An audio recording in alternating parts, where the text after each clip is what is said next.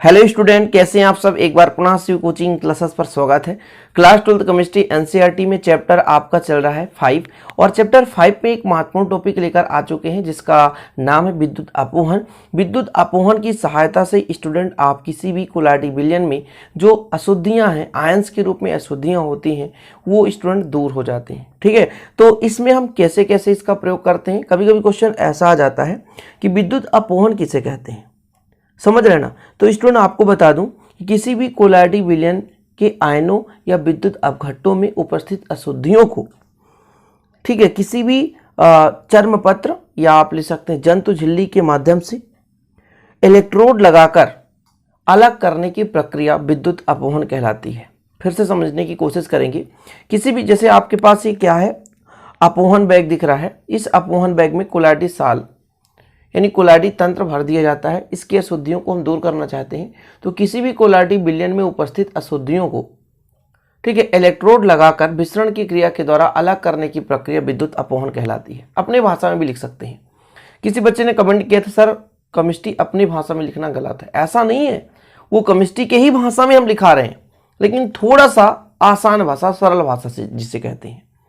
तो हम किसी भी कोलाइडिंग विलयन में जो अशुद्धियां होती हैं उनको दूर करने के लिए हम विद्युत अपोहन का प्रयोग करते हैं। विद्युत अपोहन का प्रयोग क्यों किया जाता है, तो प्यारे भाइयों, कोलाइडिंग विलयन के शोधन का एक टॉपिक है विद्युत अपोहन। इसकी सहायता से हम कोलाइडिंग विलयन में जो अशुद्धियां दूर कर सकते हैं। इसमें होता क्या है कि जिस भी कोलाइडिंग विलयन का हम शोधन करना चाहते हैं, उसकी अशुद्धियों को अलग करना चाहते हैं, उसे एक थैली में रख लेते हैं, ठीक है, और उसको हम लटका देते हैं किसी भी बीकर में जो जिसमें कि पानी भरा रहता है। अब इस बीकर में दो इलेक्ट्रोड लगा दिया जाता है, एक एनोड और एक कैथोड। एनोड धनात्मक होता है, कैथोड ऋणात्मक होता है। जब स्टूडेंट इसे परिपथ के साथ किसी सेल या बैटरी के साथ जोड़ दिया जाता है तो इस पे आपका पॉजिटिव चार्ज और इस पे आपका नेगेटिव चार्ज आ जाता है। तो करता क्या है, जो धनात्मक है वो ऋणावेशित अशुद्धियों को अपनी ओर आकर्षित करेगा और जो कैथोड है स्टूडेंट वो धनावेशित अशुद्धियों को अपनी ओर कैथोड करेगा। और ये जो धनावेशित या ऋणावेशित अशुद्धियां उसके अंदर है वो विसरण की क्रिया के द्वारा अंदर से बाहर आ जाएगा। और इस प्रकार से प्यारे बच्चों जो कोलाइडी साल है वो शुद्ध हो जाता है। फिर से समझने की कोशिश करेंगे। जिस भी कोलाइडिंग विलयन का हमको शोधन करना है उसको अपन एक अपोहन थैली कहते हैं, इसको अपोहन बैग भी कहते हैं। तो एक थैली में लेकर के हम जल के साथ लटका देते हैं, यानी जल में लटका देते हैं, जल में डूबा रहता है।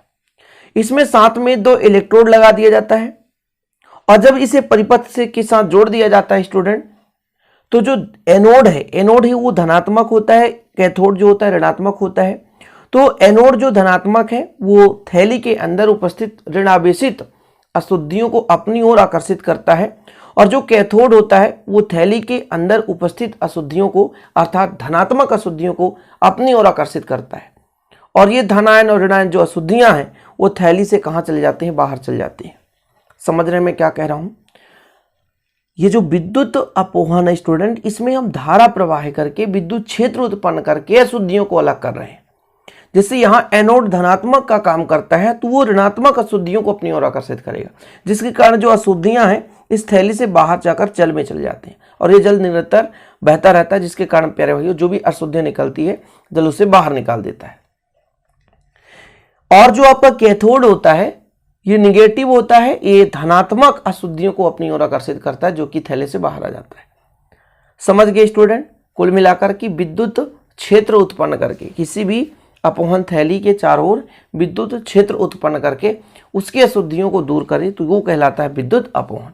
टिप्पणी लिखने को आता है तो लिखना ही पड़ेगा। तो यहाँ पर पूरा कंप्लीट लिखा है कि इस विधि का प्रयोग विद्युत अपघट्टों की अशुद्धियां दूर करने के लिए किया जाता है। दो विपरीत आवेश वाले इलेक्ट्रोड के लगा करके विद्युत धारा प्रवाहित करते हैं। ठीक है, यहाँ पर स्टूडेंट चित्र के अनुसार होगा, अनुसार लिखा और चित्र के अनुसार विद्युत धारा प्रवाहित करते हैं। तो विद्युत अपघट्ट के आयन विपरीत आवेश वाले इलेक्ट्रोड की ओर तेजी से गति करते हैं।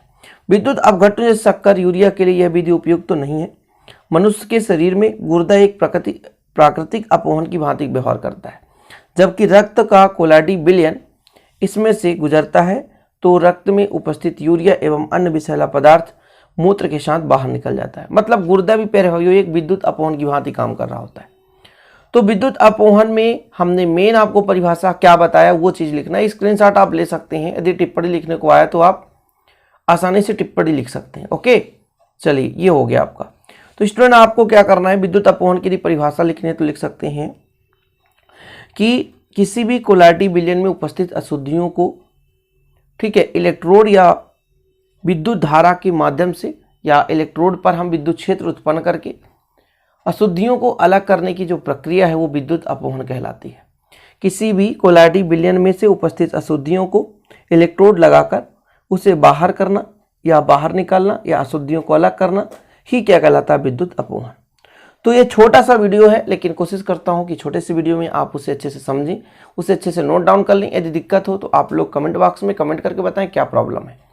और यदि आपको इसे के मतलब यदि फिजिक्स के, केमिस्ट्री के किसी भी सब्जेक्ट के नोट्स लेना है तो 9685299149 पर कॉन्टैक्ट करना है। उम्मीद करता हूँ आज का वीडियो पसंद आया होगा। मिलते हैं अगले वीडियो के साथ, तब तक के लिए जय हिंद, वंदे मातरम।